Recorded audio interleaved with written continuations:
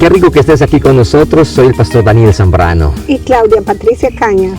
Pastores del Centro Familiar Nueva Vida en Jesús, aquí en la ciudad de Kendall. Te invitamos para que nos escuches y nos veas en nuestros videos. Sé que hay una gran enseñanza que está a punto de ser compartida. Toma papel y lápiz y siéntete en la libertad de poder compartir esta enseñanza con todas las personas que a ti te rodean. Y amén. Bendito sea el nombre del Señor. Puede tomar su asiento.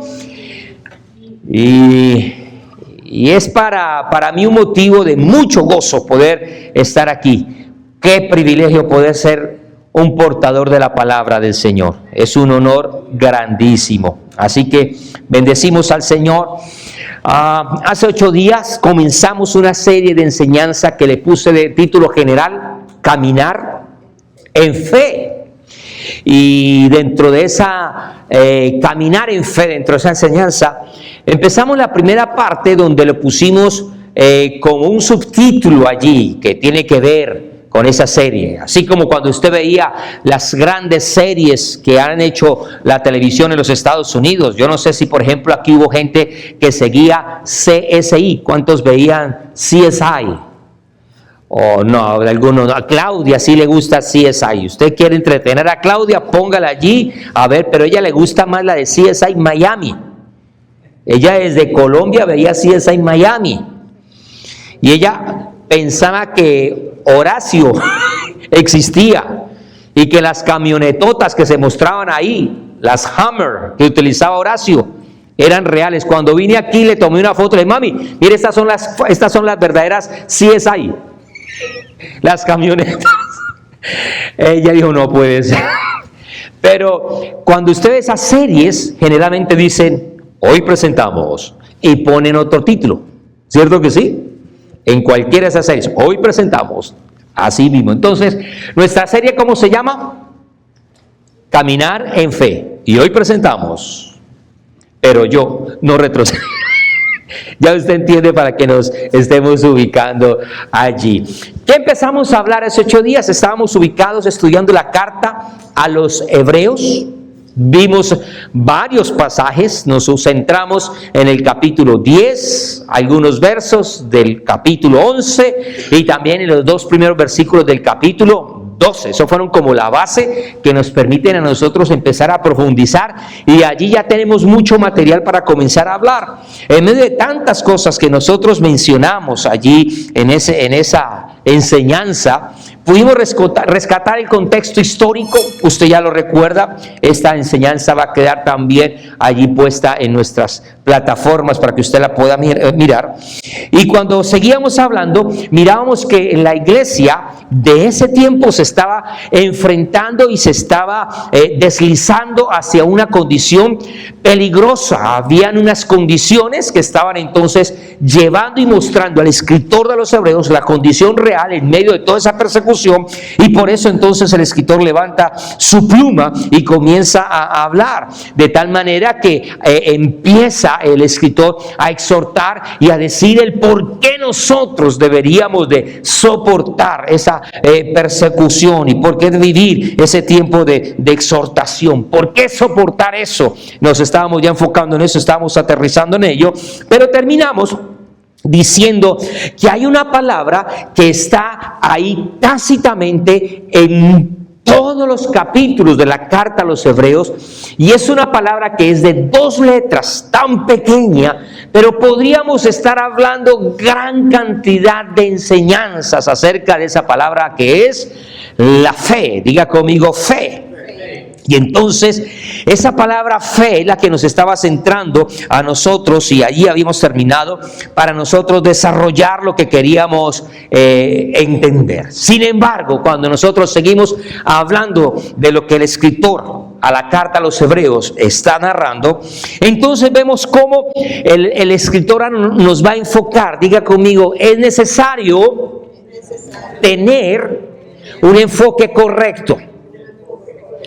Es muy fácil desenfocarse, es muy fácil entretenerse, es muy fácil empezar a mirar a los lados y empezar uno a desviarse completamente. Es fácil que la mente empiece a recordar el pasado y empezamos a vivir del ayer. Es muy fácil para nosotros los seres humanos tener atracciones, persuasiones, y cuando menos pensamos, nos estamos completamente desviando.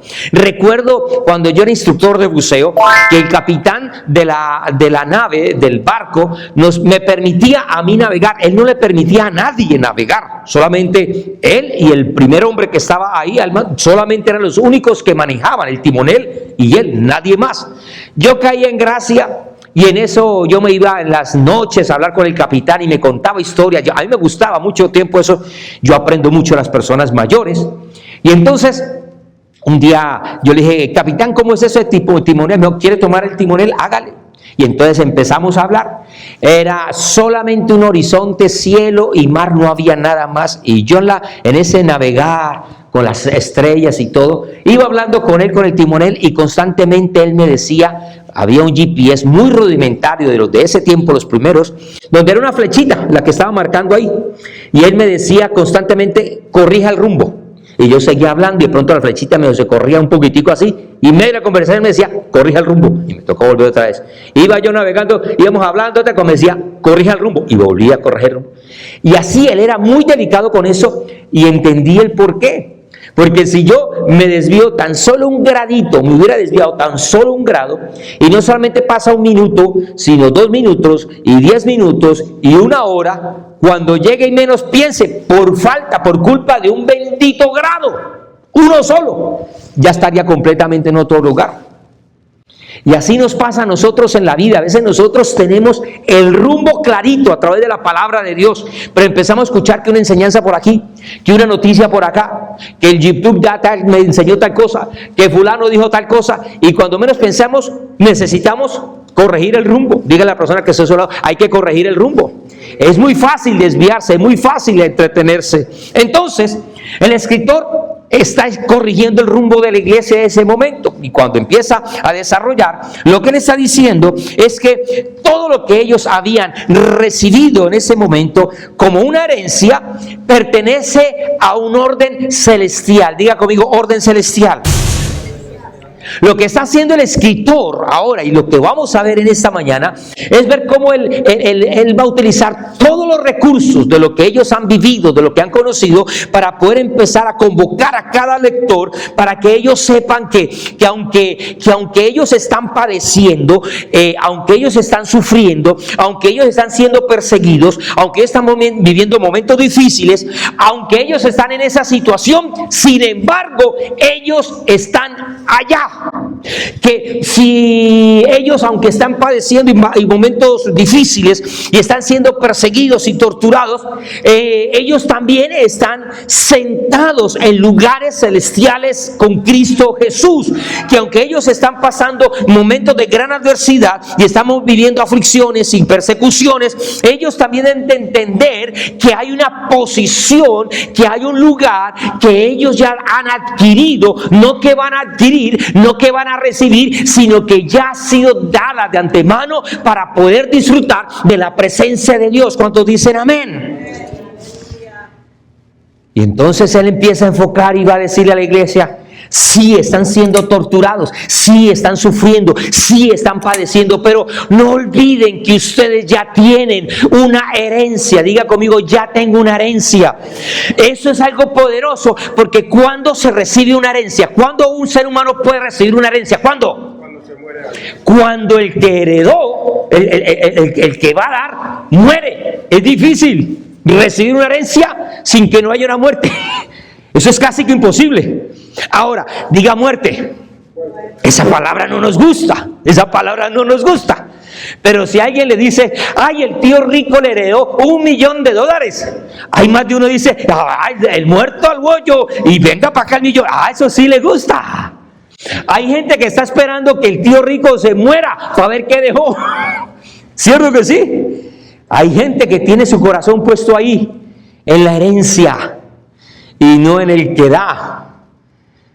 Sin embargo, el escritor está poniendo su mirada de una manera, cambiando la mentalidad, corrigiendo el rumbo de esta iglesia para decir, mire, ustedes ya han recibido una herencia, y esa herencia no es de aquí, es una herencia que es mayor. De tal manera que el escritor se pone a escribir y empieza a decir frases como, si usted me acompaña rápido en la carta a los Hebreos y empieza a mirar rápidamente, el escritor de hecho les está diciendo en el capítulo 3, en el versos 1 y 2, les está diciendo a la iglesia y le está diciendo a usted también como lector de la carta y como parte de la herencia en Cristo Jesús, cuando dicen amén. ¿Sabe qué les está diciendo en ellos? En el capítulo 3, verso 1 y 2, les está diciendo que ellos son participantes del llamamiento celestial. En el capítulo 6, pero el verso 4 le dice que ellos ya han gustado de un trono celestial. Ya ellos poseen, ellos tienen un trono. Diga conmigo, yo ya tengo un trono. En el capítulo 8, verso 1, les está diciendo que ellos viven bajo el gobierno, pero aclara qué tipo de gobierno. Le está diciendo, ustedes viven bajo el gobierno celestial. No está nombrando otro. En el capítulo 8, en el verso 5, les dice que ellos ministraban bajo el orden celestial. En el capítulo 11, verso 14, se les dice que ellos han recibido una patria y una ciudad celestial. Y en el capítulo 12 de su carta a los Hebreos, él les está diciendo que ellos pertenecen a una ciudadanía celestial. Diga conmigo, yo, con más fuerza, diga, yo no pertenezco a este orden. Ahora diga con fuerza, diga, yo pertenezco, y señale al cielo, digo, a ese orden. ¿A quién pertenece usted? A ese orden. De allá es donde vienen los mandatos, los estatutos, todo lo que viene de Dios es para usted. ¿Cuántos dicen amén? Todo lo que los hombres puedan decir aquí, los gobiernos, todo lo que alguien pueda declarar, todo lo que alguien pueda afirmar, todo lo que alguien puede decretar, eso es pasajero. Usted no pertenece de lo que los hombres digan, usted no depende de lo que los gobiernos declaran, usted no depende de lo que su esposo le dice o no le dice, usted depende de todo lo que allá en el cielo, en ese trono, sale para bendecirle a usted. ¿Cuántos dicen amén? Amén. Y como este pueblo había sido muy fuerte de corazón, de muchos ritos, de mucha tradición, de una gran cantidad de actividad religiosa, entonces el autor precisamente en ese orden celestial les está hablando y les empieza a usar una gran cantidad de figuras y cantidad de elementos que están allí, que va a usar el escritor para poderles mostrar lo que verdaderamente es la sustancia y lo que verdaderamente es la interpretación de cosas que fueron tipo, sombra y figura. Diga conmigo, tipo, sombra y figura. Ellos están tan familiarizados con una cantidad de cosas que ellos veían, pero ahora el escritor les está diciendo, mire, ustedes dependen no de lo que ven, sino de lo que no se ve. Diga conmigo, de lo que no se ve. Y entonces de una manera magistral el apóstol Pablo en otra carta también llega y le dice a la iglesia y nos pone a nosotros a pensar y a meditar. Y si usted va a la carta a los Colosenses, en el capítulo 3, capítulo 2, verso 17, el apóstol Pablo nos recuerda y nos dice que estas cosas que él había escrito son sombra de lo que ha de venir, pero el cuerpo es de Cristo. Diga conmigo, hay cosas que yo puedo conocer, pero no puedo depender de ellas. Diga conmigo, hay cosas que yo no conozco, pero que necesito conocer para poder depender de ellas. Eso se ve algo desafiante para todo ser humano, para toda persona piadosa, para toda persona que asiste a una iglesia, que tiene cierta actividad religiosa. Se ve desafiante porque ahora el escritor a los Hebreos empieza a decir que ellos habían sido expertos en cosas que ellos podían ver. Ellos habían sido muy expertos en cosas que ellos podían tocar. Ellos se volvieron expertos en cosas que ellos podían oler, que ellos incluso, dice la escritura, que ellos podían entrar y podían salir, que ellos podían incluso amasar y podían presentar, cosas que ellos podían matar y podían presentar, en cosas que ellos podían habitar, y eran precisamente esos hombres que habían hecho muchos ritos, muchos sacrificios, habían sido muy obedientes a todo lo que Dios les había dicho y vivían una cantidad de cosas. Sin embargo, el escritor a los hebreos va a empezar a cambiar la perspectiva. Diga conmigo, cambiar el rumbo. Esta gente sabía mucho de eso. Ellos sabían mucho de sacrificios. Ellos sabían estudiar minuciosamente los corderitos para saber si era aceptado o no era aceptado. Ellos eran expertos en matar el animalito para sacar la sangre, para después presentar. Eran expertos. Eran expertos en tener su vestuario bien limpio, sin arrugas, sin ningún tipo de mancha, para poder presentarse delante de la presencia del Señor. Eran expertos en calcular los tiempos, las lunas, en la astronomía, todo eso, para poder mirar las fechas, para poder tener su celebración. Eran expertos en muchas cosas, conocían mucho. Y todo eso que ellos conocían, el escritor lo va a empezar a enseñar. Y entonces cuando usted lee la carta a los hebreos, usted va a ver que allí se habla del sacerdocio levítico. Y cuando usted lee la carta a los hebreos, va a ver cómo el escritor menciona los holocaustos, los sacrificios y las ofrendas. En la carta a los hebreos, el señor escritor comienza a hablar acerca del tabernáculo, con todas sus áreas, con su atrio, con su lugar santo, con el lugar santísimo. Y además no solamente los lugares, sino que va a mencionar algunos elementos fundamentales que estaban ahí presentes en el tabernáculo, como el candelabro, como la mesa, como los panes y aún el arca del pacto. Cuando nosotros miramos, el escritor a los hebreos les va a mencionar acerca del día de la expiación, pero también les va a hablar del día de descanso o del Shabbat. Cuando nosotros miramos al escritor, vemos cómo él de una manera magistral ordena todo eso y lo trae a la mesa para que el escritor lo pueda no solamente leer, sino para que ahora sí el escritor, cuando ve todo eso, va a ser desafiado para decir que todo lo que ellos conocían fue insuficiente. Diga conmigo, insuficiente. Que además de todo lo que ellos celebraron por tantos años, no solamente era algo insuficiente, sino que era algo de carácter temporal, pero también era simbólico. Esta carta les va a abrir los ojos a estos hombres religiosos. Y entonces ahora el escritor trae una buena noticia. Diga conmigo, buena noticia. Y no solamente es una buena noticia, sino que es la mejor noticia. Diga conmigo, una mejor noticia. ¿Y cuál era esa noticia? La noticia es que todo aquello que ellos habían recibido como herencia del pasado, todo lo que ellos habían celebrado, todo lo que ellos habían vivido del pasado, ahora ha sido superado. Aleluya. Que ahora iba a haber algo que sería mucho mejor. Era algo que no solamente era superado y que iba a ser mucho mejor, sino que iba a ser mucho más glorioso.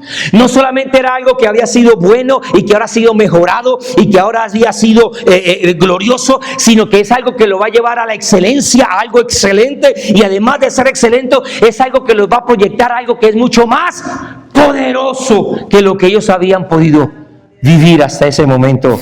Alguien aquí necesita, y a través de las redes, necesita saber y entender que hay una herencia que usted y yo tenemos, que esa herencia es en Cristo y que es mucho mejor que cualquier rito, sacrificio, obra que nosotros podamos hacer. ¿Cuántos decimos amén? Diga conmigo, es mucho mejor. Dígale a la persona que está a su lado, es mucho mejor. Por eso a mí me da mucha lástima, a mí me da mucho pesar, a mí me da mucho dolor, a mí se me compunge el corazón. Me da mucha tristeza ver gente, ver personas, ver almas que pudieron ver, que pudieron entender y pudieron tener esto que es glorioso, lo que es mejor, lo que es superior, lo que es excelente, lo que es poderoso, y lo comienzan a dejar a un lado y se comienzan a desplazar y se comienzan a resbalar y comienzan a ser seducidos y comienzan a ser atraídos y empiezan entonces ya a cambiar el día del culto por otro día.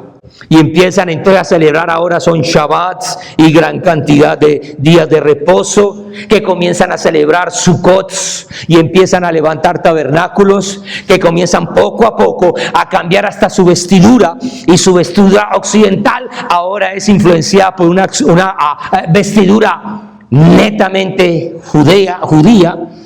Cuando los veo entonces que comienzan ahora a cambiar su lenguaje, y no para hablar bendición, sino que comienzan a pronunciar una que otra palabrita en hebreo, y hasta un hebreo muy mal pronunciado, pero no importa, hay que decir Yeshua HaMashiach, porque no es Jesús. Ya no podemos nombrar la palabra paz, sino que hay que decir Shalom. Y empezamos a cambiar toda una cantidad de cosas, habiendo tenido lo bueno, habiendo obtenido lo mejor, habiendo obtenido lo excelente, habiendo obtenido lo poderoso, lo glorioso, y se comienzan a deslizar por cierto tipo de comida, por cierto tipo de acciones. Y entonces recuerdo la exhortación paulina en Gálatas en el capítulo 3, en el verso 3, y Pablo de una manera maravillosa llega y dice: necios. ¿Cómo les dice? Les dice: tan necios sois. Eso es una llamada de atención. Tan necios sois, habiendo comenzado por el Espíritu, ahora vas a terminar o vas a acabar en la carne. Y me llama la atención cómo lo dice la Nueva Versión Internacional, porque no dice necios. La Nueva Versión dice: tan torpes sois, habiendo comenzado por el Espíritu, ahora vas a acabar en la carne. Tan torpes son. Después de haber comenzado con el Espíritu, pretenden ahora perfeccionarse por medios humanos. Mire, con todo el cariño podemos decir, una persona puede guardar todos los reposos del mundo de la manera más sagrada, resguardándose de los viernes a las 6 de la tarde hasta el próximo día, 24 horas. Pero si esa persona no está en Cristo, nunca tendrá un reposo verdadero. ¿Cuántos dicen amén? Una persona puede estar guardando todas las Pascuas, pero si no tienen al Cordero Pascual, que es Cristo Jesús, no es sino un religioso más. Toda persona que está entrando en fincas, en reposos, en Sukkot, en tabernáculos, hay gente que se está aislando, pero si no está en Cristo, siempre estará expuesto, siempre estará a la deriva, siempre estará indefenso por no estar bajo la sombra del Omnipotente, que no es un salmo, es una persona, y su nombre es Jesús. ¿Cuántos dicen amén? Una persona puede estar comiendo toda la comida kosher que pueda obtener y guardarse de estar no mezclando sangres y lácteos, pero si no ha comido el pan de vida que es Cristo, y si no ha bebido del agua eterna que es Cristo, siempre estará hambriento y siempre estará sediento por los siglos de los siglos. ¿Cuántos dicen amén? Diga conmigo: no se ve. Más fuerte, dígalo: no se ve. ¿Qué es lo que está diciendo entonces el escritor a los hebreos? ¿Qué les está diciendo? Él les está diciendo y les está recordando: oigan, ustedes por causa de sus persecuciones, ustedes por causa de la aflicción, por causa del peligro que están viviendo, por causa de todo lo que están padeciendo, ustedes están retrocediendo, ustedes se están deslizando, ustedes se están resbalando, ustedes están entrando a una zona peligrosa. Dígale a la persona que está a su lado: los tiempos peligrosos nos pueden conducir a zonas peligrosas. Ahora yo quiero preguntarle: ¿será que estamos viviendo momentos peligrosos? Muy peligrosos. Y si vienen los momentos peligrosos, nos pueden estar llevando a nosotros entonces a una condición peligrosa. Por eso es que entonces el autor a los hebreos los está llamando a que vuelvan a vivir una vida de fe. ¿Y cómo podríamos definir la palabra fe? Aquí podríamos disertar, pero yo solamente quiero de una manera práctica. Me gusta la teología práctica. A mí no me gusta confundir la gente con terminologías y a veces definiciones, que el teólogo fulano tal, que Calvino dijo tal, que Santo Tomás la definió así. Mira, al final son conceptos, pero algo que yo puedo decirle con todo el cariño, que fe es confiar. Diga conmigo, confiar. ¿Qué es fe? Confiar. Diga conmigo más fuerte, fe es confiar. Ahora, ¿está preparado para decirle algo fuerte? Quiero decirle algo. Abra sus ojos o sus oídos, por favor. Quiero decirle que la fe no depende del que confía, sino que depende del sujeto en el cual usted confía. Déjeme barajarle esto, porque eso empieza a entrar fuerte en los oídos, empieza a golpear esto. La fe, mire, la fe no depende de nuestra acción. La fe depende de la palabra del que dijo, de aquel que habló, de aquel en el cual usted pone su confianza. Depende de aquel. Porque si dependiera de nosotros, ya no sería fe.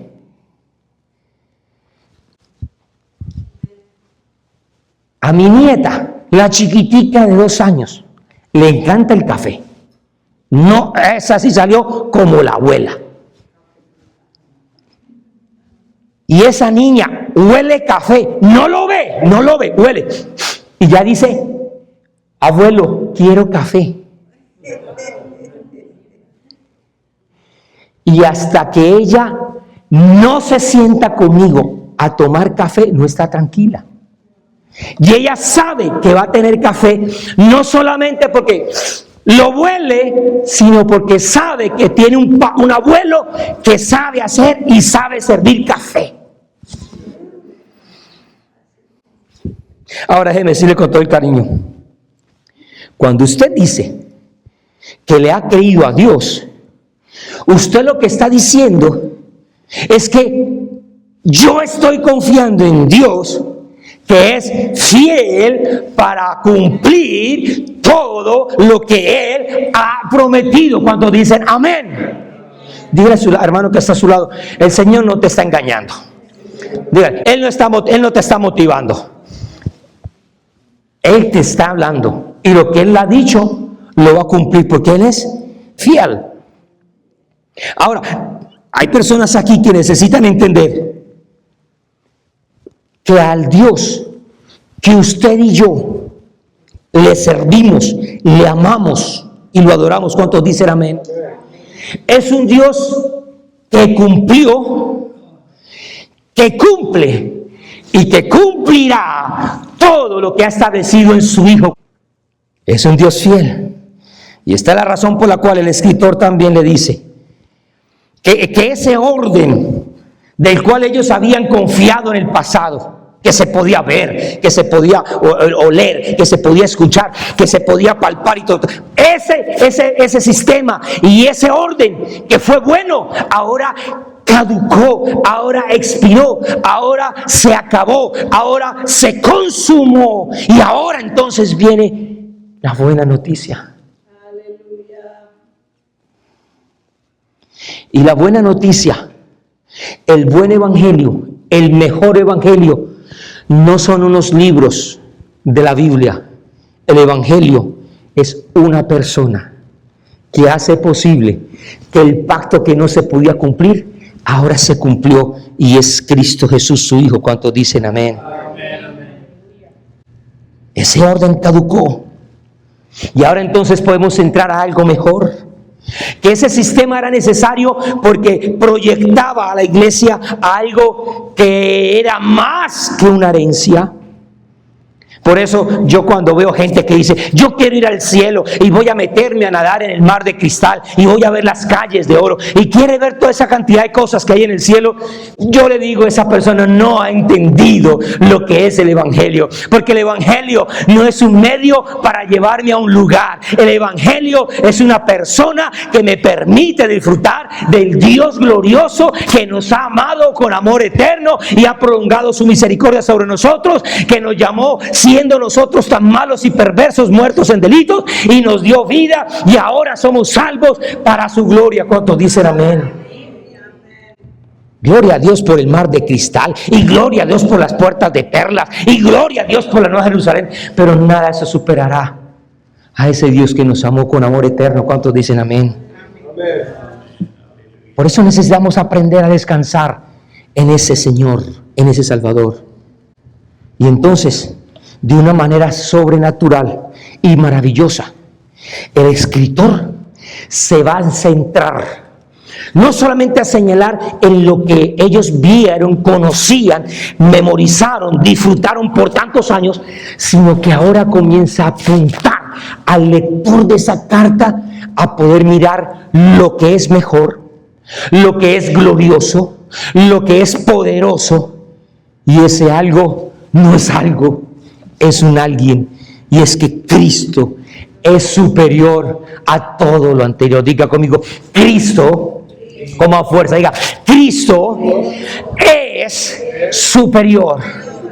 Y note cómo le resalté en esa palabra, en azul la palabra es. No estamos diciendo Cristo fue, no estamos diciendo Cristo será.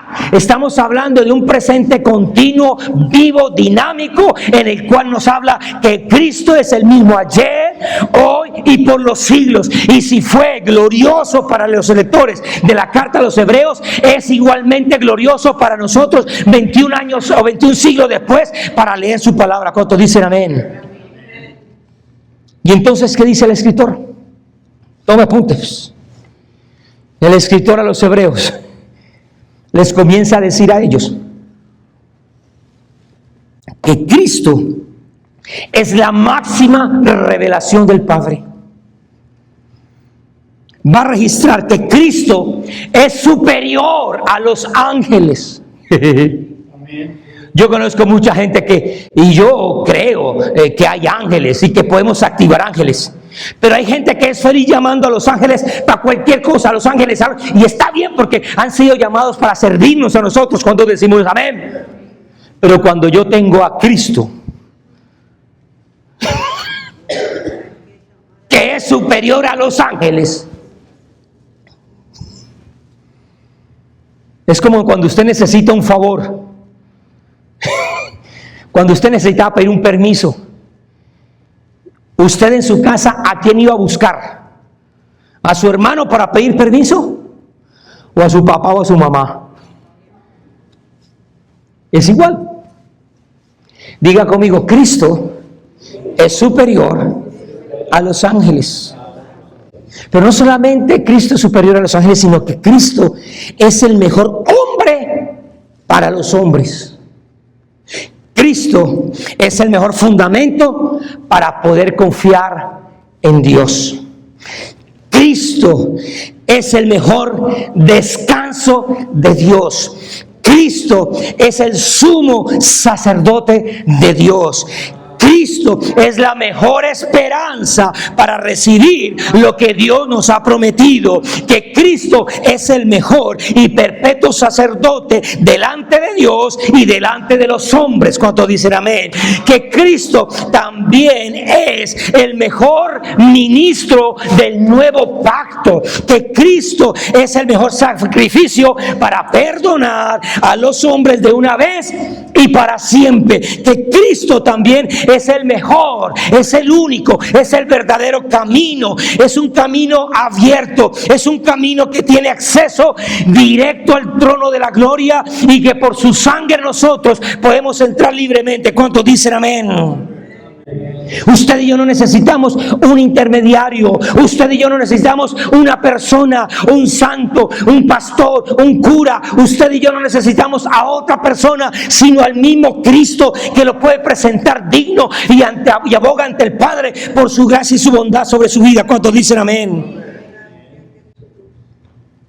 Cuando el escritor empieza a exaltar a Cristo, nos empieza a decir que Cristo es la mejor de las esperanzas para poder recibir las promesas prometidas, las promesas dadas por Dios.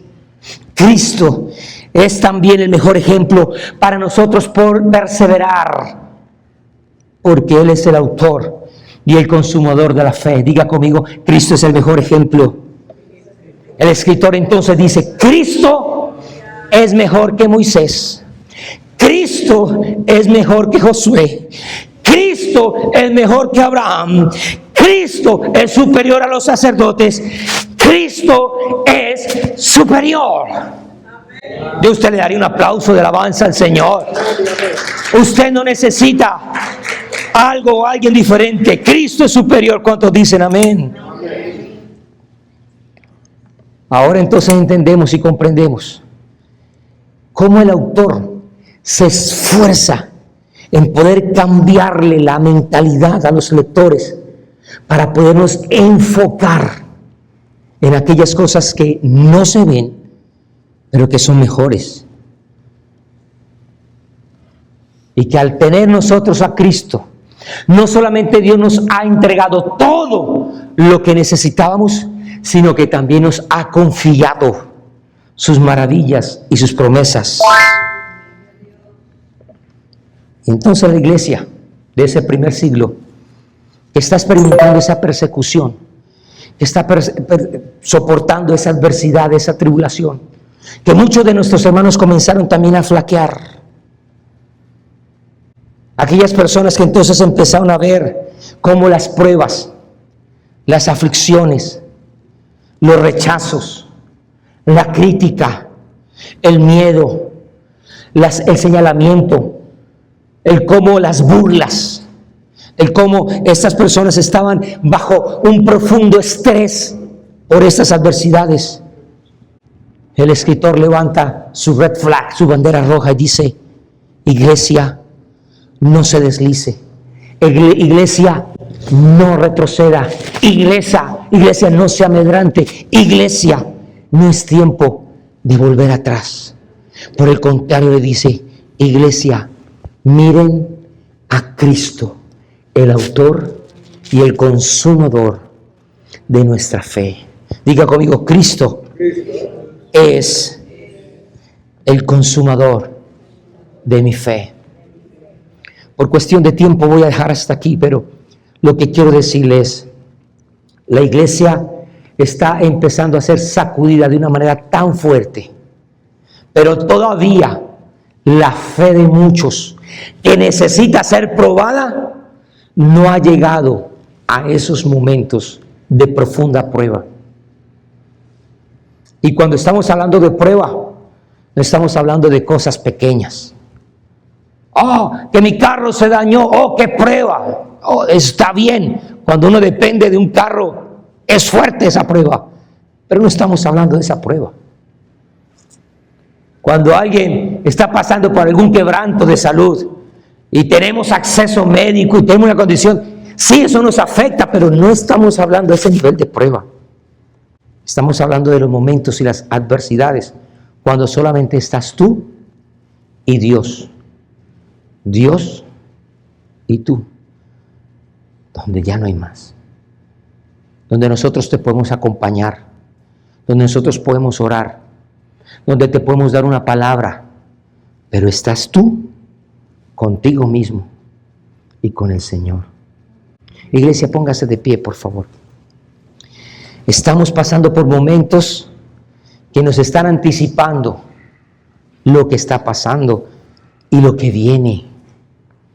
Y lo que viene no nos puede sorprender, porque ya Él nos lo dijo.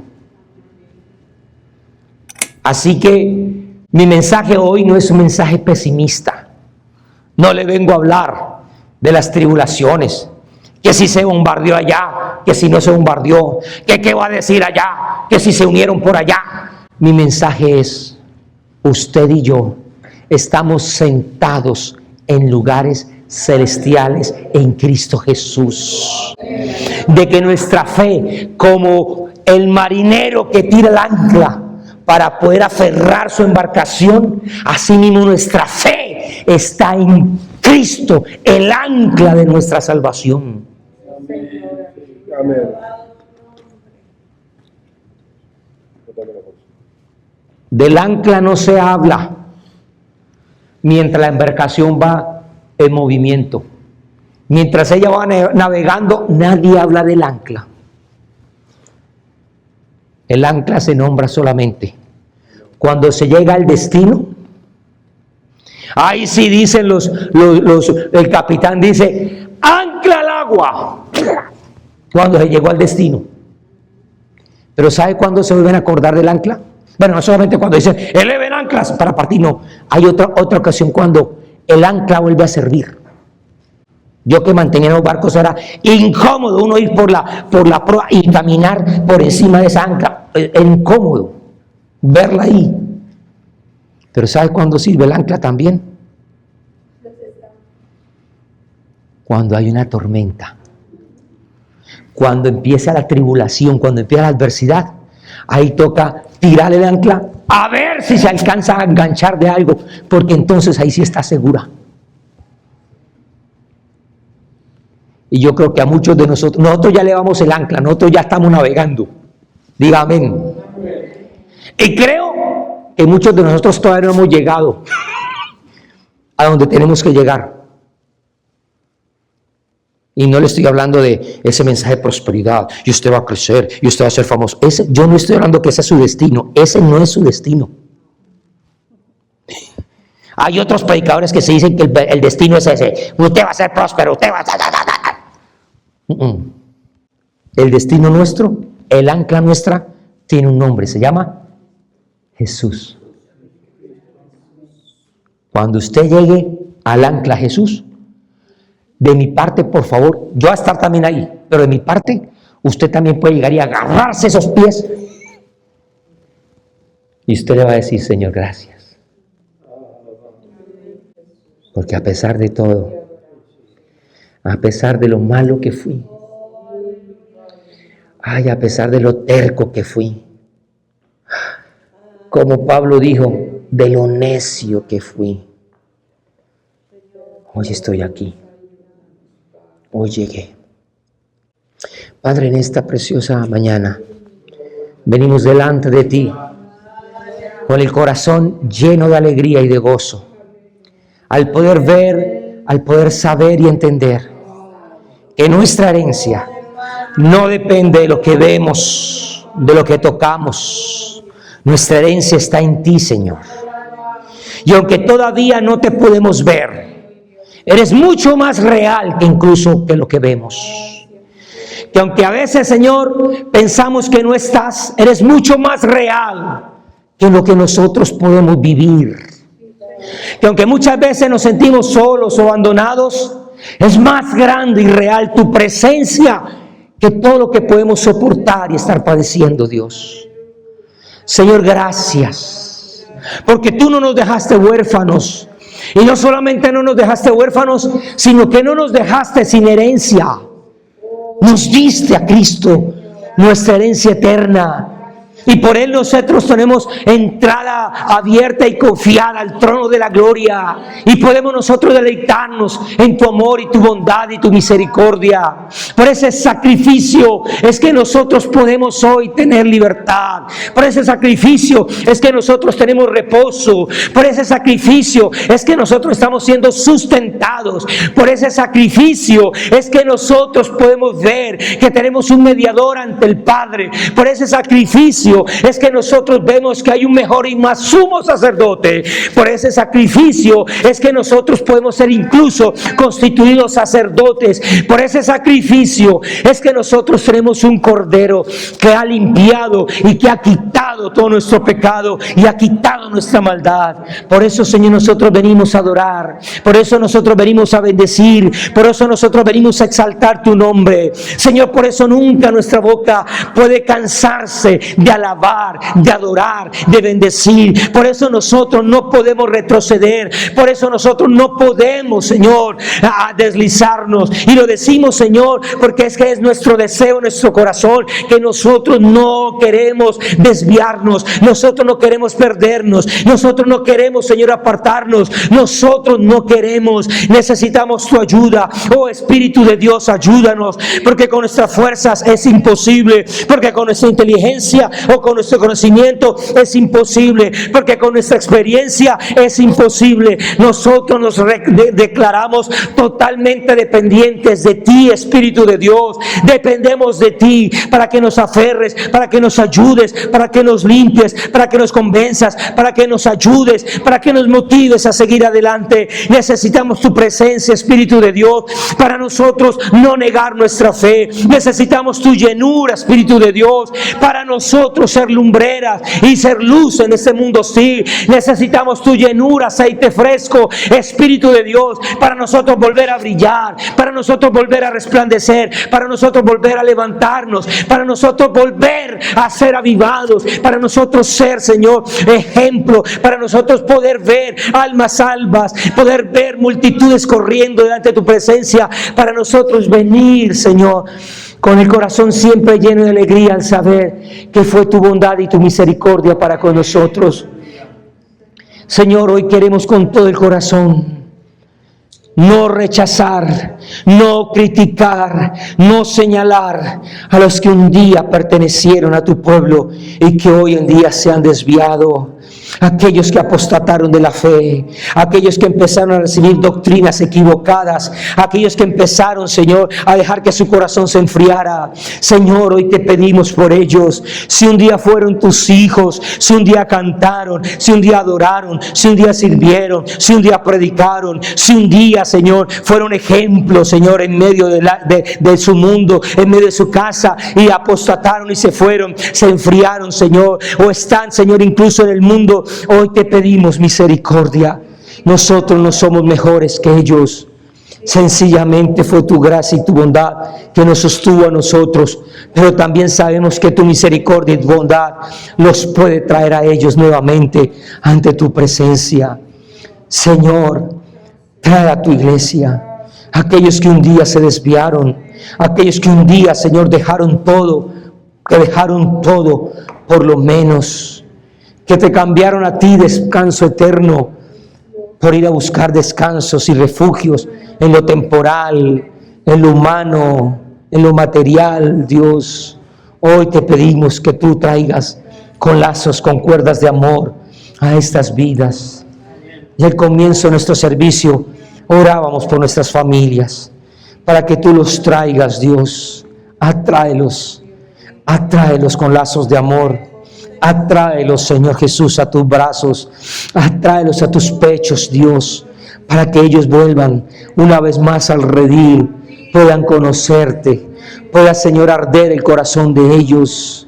Señor, que ellos vuelvan a tener un corazón que palpite de amor y de entrega, para que tu nombre sea exaltado, Dios, para que ellos, Dios mío, no desperdicien más sus días, sus vidas, para que ellos, Dios mío, puedan en bendito eterno poder venir a deleitarse en ti, disfrutar de tus bondades, de tus misericordias y de tus gracias. Hoy te lo pedimos con todo el corazón. Hoy te bendecimos, hoy te exaltamos y hoy te honramos. Señor, hoy te bendecimos y te exaltamos con todo nuestro corazón. Y a ti nosotros daremos la gloria, y a ti nosotros daremos la alabanza, y a ti daremos la majestad. A ti te daremos, Señor, toda alabanza, porque solamente a ti te pertenece. Hoy te glorificamos y te bendecimos a ti, te honramos con todo nuestro corazón. Y un pueblo agradecido de amor por el Señor en esta mañana dice, amén. ¿Qué tal si usted le da un aplauso de gratitud y de alabanza al Señor con todo el corazón. Bendito sea Jesús. Aleluya. Muchas gracias por haber llegado hasta el final de esta enseñanza. Sé que este video fue de gran bendición para tu vida y si así lo fue, por favor, compártelo. Transmítelo a aquellas personas que tú crees que pueden ser bendecidos. Todos tus contactos, tus familiares, tus amigos, compañeros de trabajo, de estudio, en fin. Que la palabra de Dios corra, que la palabra de Dios llegue a cada alma. Ese es el gran deseo de cada uno de nosotros. Si tú quieres comunicarte con nosotros, tienes alguna petición de oración, tienes algo que comentarnos, por favor, aquí están nuestras redes sociales donde vamos a escucharte, donde vamos a escribirte y vamos a estar en contacto contigo. Pero si vives aquí en Miami y no te congregas en alguna iglesia o vienes de visita, nuestras puertas siempre estarán abiertas para recibirte, para conocerte. Serás muy bien atendido y sé que también serás de gran bendición como nosotros lo seremos. Así que Centro Familiar Nueva Vida en Jesús en Kendall, un lugar de transformación integral que está dispuesto para recibirte con todo el corazón. Bendiciones.